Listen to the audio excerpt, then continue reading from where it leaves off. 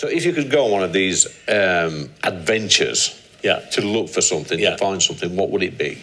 Oh, I think I've got a thing about the Ark of the Covenant. Oh, yeah, let's find it. It's been missing since about 500 BC. It went missing. What is it? It's this. You remember Indiana Jones? Yeah. It's that.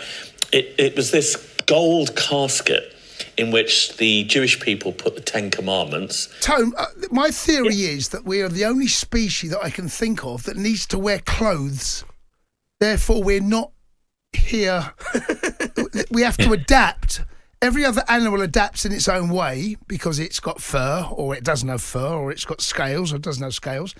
Yeah. We're the only species that has to wear jumpers in winter, shorts in summer. I just kind of feel as though, is there something in that or not? Am I talking rubbish? No. I suppose what you're trying to, I guess what you're saying, and tell me if that's not what you're saying, is that we may not actually be native to this planet, as it were. So we've got to kind of adapt while everybody else can.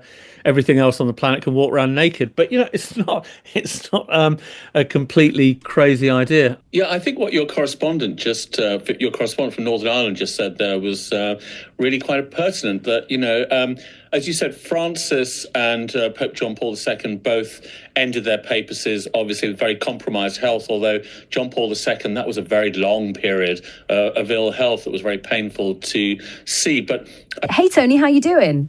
What's the book called, and how on earth did you come to write it? It's called Jack the Ripper and Abraham Lincoln. Okay, simple and to the point. Basically, it's about a celebrity doctor. He's a really well-known celebrity doctor in America at the time, Francis Tumblety, who is implicated in two of the greatest crimes of the 19th century. He goes to war.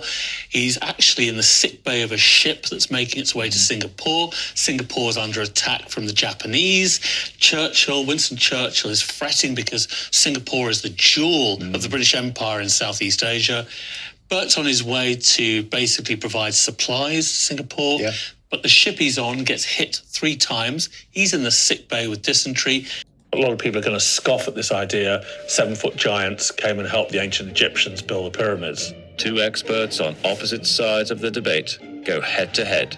Where's the evidence that happened? My ideas, I think, are probably more bizarre than most people's. So, without further ado... Okay, Andrew, let's go. First question. You ready for this? I am, sir, yes. What ancient structure is the most difficult to explain? Tony's here now. What do we know about Francis, Tony? He is a really fascinating character. He's somebody who works himself up from poverty. It's a real rags to riches story. But he makes his money in a bit of a dubious way. Like you say, he's a quack doctor, fraudulent doctor.